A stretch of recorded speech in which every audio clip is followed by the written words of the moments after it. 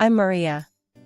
My family is full of linguists, and languages were a big part of my life growing up.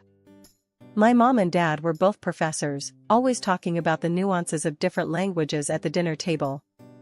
I guess it rubbed off on me because by the time I finished college, I could speak 5 languages fluently: English, Spanish, French, German, and Italian. I met David when I was still in college. He was in my circle of friends, and we clicked right away. David is tall, with dark hair and a kind smile that always made me feel at ease. He came from a wealthy family, which always seemed to be a point of stress for him. His parents, Mr. and Mrs. Anderson, were very clear about wanting him to join the family business as a financier, but David had other plans. David and I used to hang out a lot, sharing our dreams and frustrations. He would often vent about his parents' pressure. "Maria, I just can't see myself crunching numbers all day," he'd say, running a hand through his hair in frustration. "I want to work with animals, help them.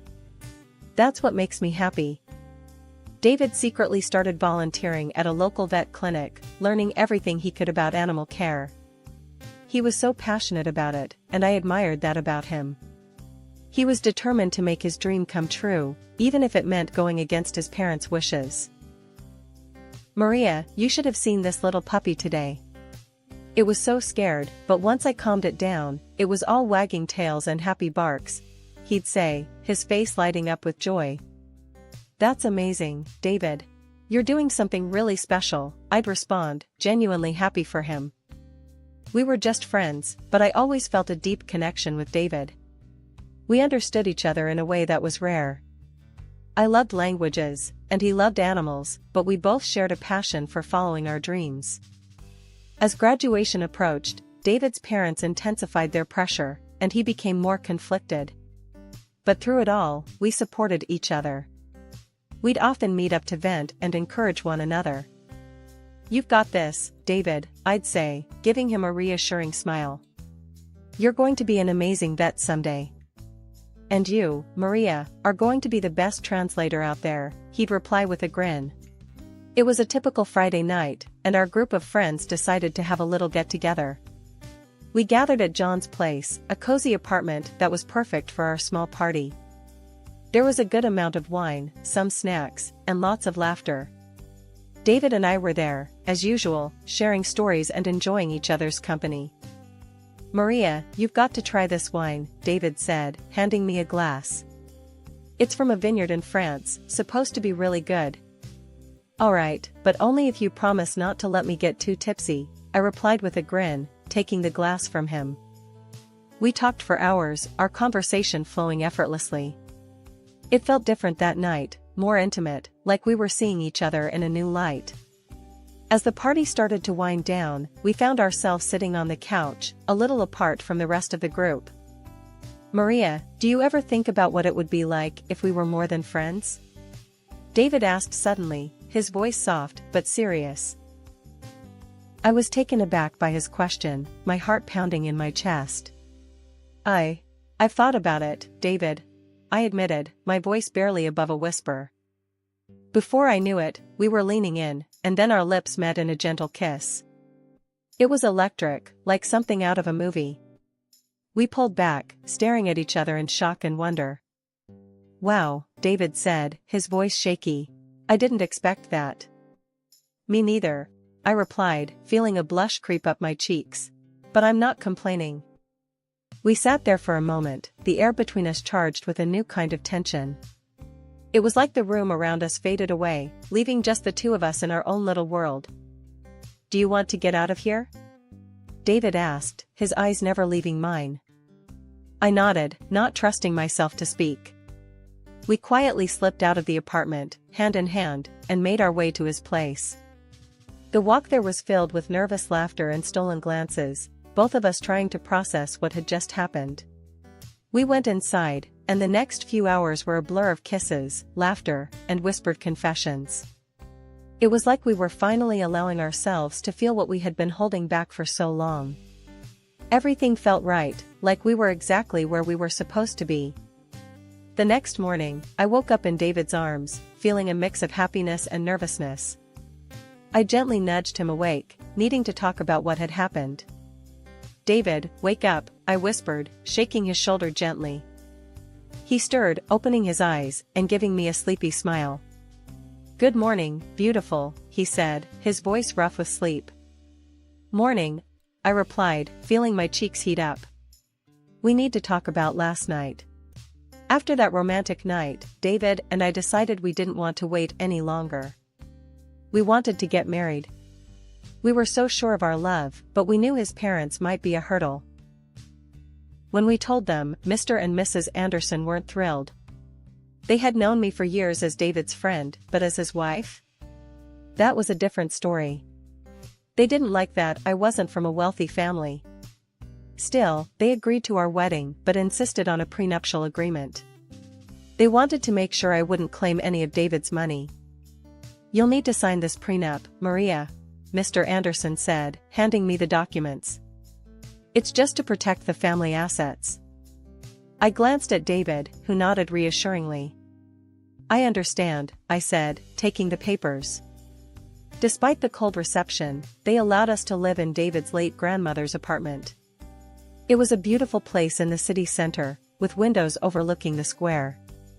The apartment was elite and expensive, with excellent repairs and new furniture. It felt like a fresh start. After the wedding, we moved in, but Mr. Anderson made it clear that one room, filled with his mother's belongings, was off limits. "Those items are priceless to me, Maria," he said sternly, handing me the key. "You are not to enter that room." I nodded, understanding the gravity of his words. "I won't, Mr. Anderson. I promise." With that, David and I began our new life together, ready to face whatever challenges came our way. Living with David was like a dream at first. We were so happy in our new place, but soon enough, that bliss got a serious jolt thanks to his sister, Laura. Laura started dropping by unannounced, making herself right at home. One Saturday morning, just as I was getting ready to enjoy a peaceful breakfast, she showed up. "Hey Maria," Laura said, strolling into the kitchen without even knocking. "What's for breakfast?" I forced a smile, trying to keep my annoyance in check. "Good morning, Laura. I was just about to make some eggs." "Make enough for me too, will you?" she said, plopping down at the table and scrolling through her phone like she owned the place. I took a deep breath and started cooking, reminding myself to stay calm. David walked in, looking a bit surprised to see his sister. "Laura, didn't know you were coming over," he said, raising an eyebrow. "Yeah, thought I'd surprise you guys," she said with a smirk. "This place is amazing. I could get used to hanging out here more often." As days went by, Laura's visits became more frequent and more invasive. She'd stay over without asking, and every morning it was the same thing. She'd demand breakfast, criticize my cooking, and make snide comments about me living in her grandmother's apartment. "Maria, you should really learn how to cook better," she said one morning, pushing her plate away. "You're living here on borrowed time, you know." That was the last straw. I clenched my fists and looked her straight in the eye. "Laura, you can't just come here and disrespect me in my own home." She scoffed, rolling her eyes. "Your home? This is my family's apartment, Maria. You're just here because my parents are too nice to kick you out." David had enough. He walked over and stood next to me, glaring at Laura. "Laura, you need to show Maria some respect. She's my wife, and this is her home too." Laura's face twisted in anger. "Of course you'd take her side. Mom and Dad always loved you more, gave you everything, and now you're letting her take what's left." "Enough, Laura." David's voice was firm. "If you can't respect Maria, then don't come here anymore." Laura stormed out, slamming the door behind her. I let out a sigh of relief, feeling a mix of anger and sadness. David hugged me, whispering, "We'll get through this, I promise." The next day, my phone rang, and it was my mother-in-law. She didn't even bother with pleasantries. "Maria, I've heard terrible things about how you're keeping the apartment," she snapped. "Laura says it's a mess, and you're not being a good hostess." I was stunned. Mrs. Anderson, that's not true. I've been doing my best to keep the place clean and welcoming. Clearly, your best isn't good enough, she retorted. We're very disappointed with David's choice to marry you. We think you should consider leaving. When I told David about the conversation, he was furious. They have no right to talk to you like that, Maria. We'll figure something out. Days turned into weeks, and the tension with David's family kept building. Laura continued her visits, though less frequent after David's outburst. She still managed to make every interaction a challenge. As the days passed, I focused on keeping our home a sanctuary, a place where David and I could escape from the outside world and his family's constant scrutiny. We knew we had to stick together and stay strong, no matter what challenges came our way. David worked for his father's company, but I was having a hard time finding a job as a translator. I went for interviews, but the jobs offered were way below my skills and pay expectations. One evening, I was home alone, feeling a bit down about another unsuccessful interview. I was just about to get comfortable when I heard the door unlock. I wasn't expecting anyone, so my heart jumped into my throat. In walked David's parents, Mr. and Mrs. Anderson, without so much as a knock. They just strolled in, acting like they owned the place, which technically, they did. "What are you doing here?" I asked, trying to hide my annoyance and shock. "You could have at least called." Mrs. Anderson looked around, her face twisted in disdain. "We don't need to call, before coming into our own apartment." "What if I was naked?" I shot back. "You can't just barge in like this." Mr. Anderson ignored me, looking around with a critical eye. "We've decided to install surveillance cameras to make sure you're keeping it in order." I couldn't believe what I was hearing. "Cameras? You're kidding, right? This is our home, not a prison." Just then, David came home, looking tired but quickly realizing something was wrong. "What's going on?" he asked, glancing between me and his parents. "We're installing cameras," his father declared. "To keep an eye on how things are being maintained here." David's face turned red with anger. "This is ridiculous. You can't do that." "Yes, we can," Mr. Anderson snapped. "You owe everything to us. You should be grateful and keep quiet." Mrs. Anderson turned to me, her eyes cold. "You're a gold digger, Maria. You don't even have a job. You're just living off my son's money." That was the final straw. I looked straight at David and said, "I can't do this anymore. I want a divorce. I'm leaving." David's eyes widened in shock, but then he nodded. "If you leave, I'm going with you," he said, his voice steady. Mr. Anderson's face turned even redder. "If you walk out, you're cut off. No inheritance, no support." Mrs. Anderson added, "We'll move Laura in here for better control." That's when I had an idea. I winked at David and whispered, "Trust me, play along." David gave a slight nod. "All right, we'll get a divorce," he said, turning to his parents. They looked pleased with themselves. "Good," Mr. Anderson said. "We'll install the cameras and give Maria a month to find another place." Mrs. Anderson smirked. "You're doing the right thing, David. We'll have Laura move in next week." After David's parents left, he turned to me with a confused look. "Maria, why did you agree to a divorce and ask me to play along?" he asked, his eyes full of worry. I gave him a reassuring smile. "Just trust me, David. Do what I ask, and it'll all make sense soon." He sighed but nodded. "All right, I trust you." We hugged, and I could feel the tension in his shoulders ease a bit. A week later, David had to go on a business trip to Hong Kong for his father's company. As soon as David flew out, Laura and her boyfriend Rick showed up, just as his parents had promised. "Hey, Maria," Laura said with a smirk, walking in without knocking. "We're moving in to keep an eye on the place. You know, since you'll be leaving soon." I forced a smile. "Welcome, Laura, Rick. Just one thing, don't go into the locked room or touch anything there, okay?" Laura's eyes lit up with curiosity. Why not? What's in there? Just family stuff, I said, trying to sound casual. She made a sly face and nodded. Sure, we won't touch it. For the next week, I tried to get along with them, but it was tough. They treated the place like a party house, spending David's father's money and having a blast. Every night was the same, drinking, loud music, and their constant attempts to put me down. Laura spent a lot of time near the locked room, smoking and clearly itching to get inside. She tried to act casual, but I could see the curiosity eating at her. Every time she made a move toward the door, I was there, making sure she couldn't sneak in. A week later, I decided it was time to put my plan into action.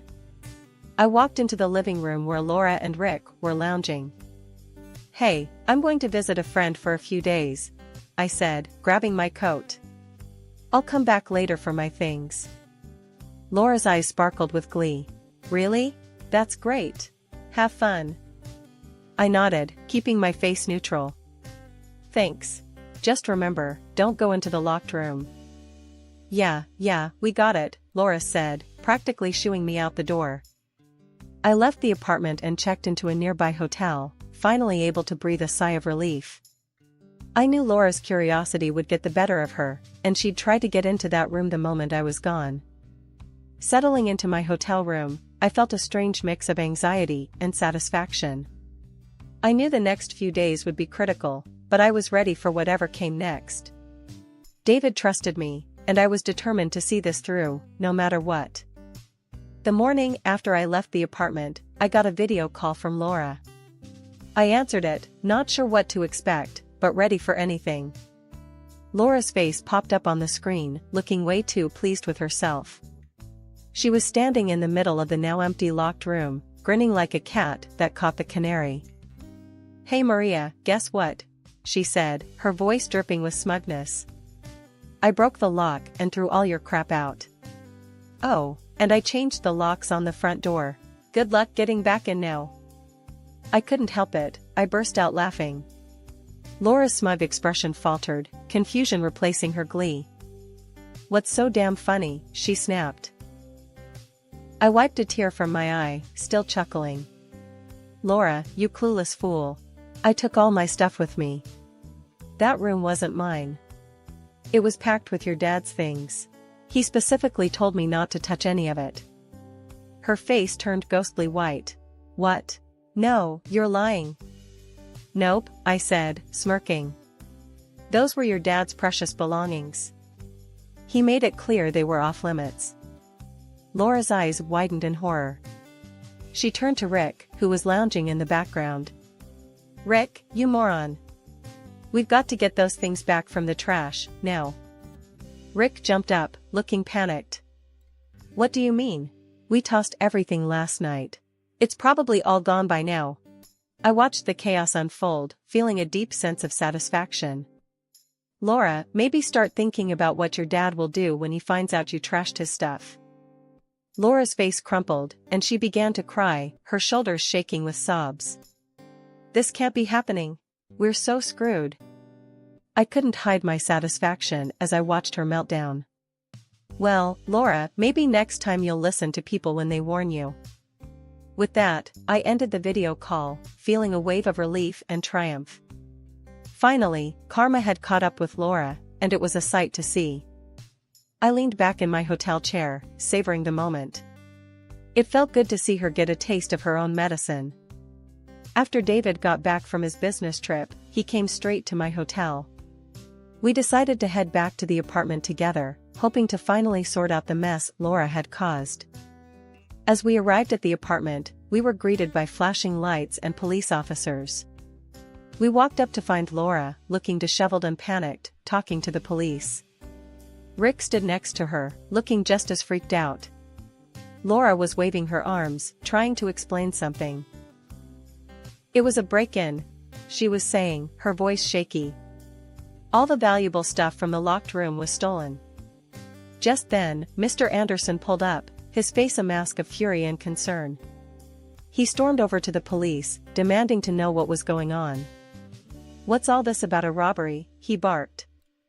One of the officers turned to him. "Sir, the young lady here claims the apartment was broken into and items were stolen from a locked room." Mr. Anderson's eyes narrowed. "We need to check the surveillance footage. There are cameras installed in the apartment." Laura and Rick turned pale at the mention of cameras. They exchanged panicked glances, clearly realizing the trap they had walked into. The officer nodded. "All right, let's take a look at that footage." We all went up to the apartment, and Mr. Anderson quickly accessed the camera system. As the footage played, it showed Laura and Rick breaking into the locked room and throwing out all the items. A heavy silence fell over the room as everyone watched the damning evidence. Laura's face was a picture of horror, and Rick looked like he was about to faint. Mr. Anderson's face turned a dangerous shade of red. "Laura, what the hell have you done?" he roared. Laura started to cry, her voice shaking.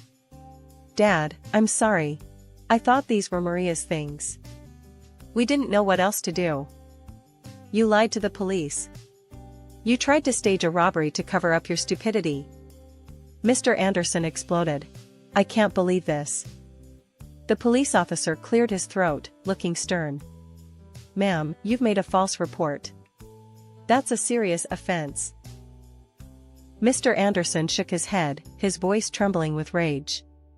"Because of your actions and this deceit, I renounce you, Laura. You're disinherited. You are no longer my daughter." Laura collapsed to the floor, sobbing uncontrollably. "Dad, no. Please don't do this." The officer nodded to his partner, and they started filling out a report. "We'll need to take you both in for questioning about this false report." Rick's face went white. David squeezed my hand, his face a mix of anger and relief. "I can't believe she tried to pull this off." As the police escorted Laura and Rick out of the apartment, I felt a weight lift off my shoulders. It had been a long, hard road, but we had finally come out on the other side, stronger and more united than ever. David's father did exactly what he said he would. He cut Laura off completely. No more money, no future inheritance. Her boyfriend ditched her too, seeing as he was only in it for the cash. Now Laura stuck in a tiny, run-down apartment, scraping by on her own. It's a tough break, but she had it coming. Meanwhile, David and I decided it was best to cut ties with his controlling parents, at least for a while. David quit his father's company and finally opened his own veterinary clinic, something he's always dreamed of. I'm so proud of him.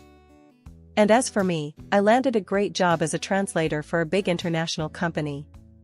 We're both working hard, but it's worth it for the freedom we have now. We're still in a rented apartment, but it feels like home because it's ours. No more constant surveillance or judgmental eyes watching our every move. We're making plans for the future, like buying our own house and starting a family. It's exciting to think about what's ahead. One morning, over breakfast, David and I were talking about our plans. "Maria, have you thought about where you'd like to buy a house?" he asked, sipping his coffee. I nodded. "Yeah, somewhere quiet, but not too far from the city." "What about you?" "I'm thinking the same," he said, grinning. "A place with a big yard for the dogs." I laughed. "Of course, you'd want space for the dogs." "That's fine by me. And what about kids? Are we still thinking a couple of years down the line?" David looked thoughtful. "Yeah, I think that's a good plan. Let's get settled first, make sure the clinic is running smoothly, and then we can start thinking about kids." I reached across the table and squeezed his hand. "Sounds perfect. We've got time, and we're building a good life together." Later that day, we visited his new clinic. It was a cozy place, already bustling with clients and their pets. I watched David in his element, caring for animals and talking to their owners. He looked so happy and fulfilled. One weekend, we decided to visit some open houses, just to get a feel for what was out there. We found a few places we liked, and it was exciting to imagine our future home. "Maria, can you picture it?" David asked as we stood in the backyard of a charming house. Kids playing here, maybe a dog running around? I smiled, feeling a warm glow inside. Yeah, I can. It feels right, doesn't it? Absolutely, he said, putting an arm around me. We're building something real, something lasting. As we left the house, I felt a sense of contentment and anticipation. We were on the right path, and the future looked bright.